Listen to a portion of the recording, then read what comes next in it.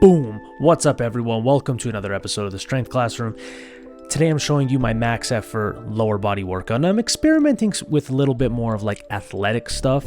So I got some template just for some beginner exercises, because that's what I am essentially with that stuff. You see some jumps off pins. It said trap bar jumps, but I really didn't have a trap bar, so I couldn't. I tried to do it the best I can. It said trap bar jumps or barbell jumps. I'm like, you know what? Let's try and get a movement that kind of does them both. So here I'm just doing regular barbell back squats with purple bands attached to the bar, and then supersetting them with broad jumps. This is also in the template I'm following, and you need to just see something. Seriously, and I don't even do it on purpose. Look at the glute development. It's uncanny. It is uncanny how large my glutes are. Like, my wife's cervix is not the same anymore. The power and that was funny. I almost thought I was gonna break my nose falling. That was hilarious. So I'm like, let me move it back. Obviously I got too much power going on right here. So broad jumps, just, the thing about fully extending my hips kinda puts a little bit of strain on the abdominal tear area.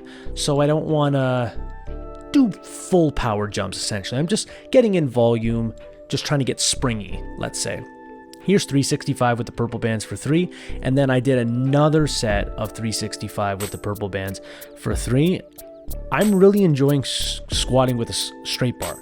I know I do follow conjugate method and I do have specialty bars, but it doesn't mean you have to neglect the straight bar. That's a key tip for anyone running conjugate out there, especially if you're running my templates, which you should get on my stand store. Link is in the bio.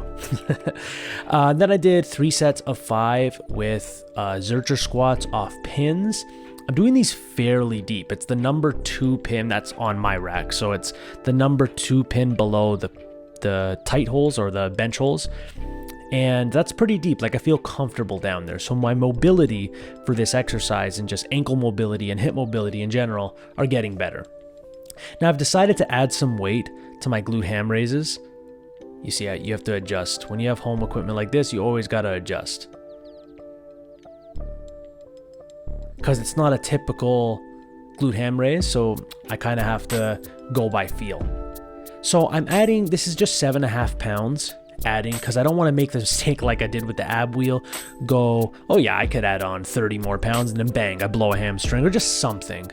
I don't want to be in such a rush, because glute ham raises with just body weight are fairly easy to me. I don't want to be like, you know what, I could do a nice 50-pound jump, because my tissues just aren't ready for that. So trying to learn from the lessons that life has dealt me. So I'm doing this once again in a big kind of circuit. Then I put on my Kensui weight vest, put on 50 pounds, and I did like this rocking side to side Cossack squats or side lunges, whatever you want to call them. This is good for my adductors, like the inner thigh. I find this is good for quads as well. And it's just good for mobility. I feel like I'm getting stretched out, hip mobility, all this stuff. There's a lot of benefits that I'm getting from this exercise. And now I'm really trying to do a lot of volume when it comes to hanging leg raises. I find this targets the area that was injured. And the more sets I do, the stronger it feels leading up to the next couple of days afterwards. So I'm kind of damaging the tissue in order for it to rebuild itself. And it's just been a process. And that's what happens with injuries, because I don't even know how badly I tore it. All I know is I tore it, and how that relates to other people doesn't matter. I tore it, and it was a significant portion. It's not like I tore one fiber, let's say. But doing sets of 20 here has been really good just for my endurance in general. And what's good is I'm also getting some decompression of my spine and shoulder mobility just by hanging on, even though I am using straps.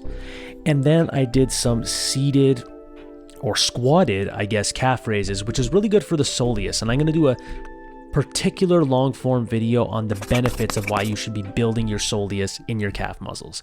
But all in all, have a great day, ladies and gentlemen.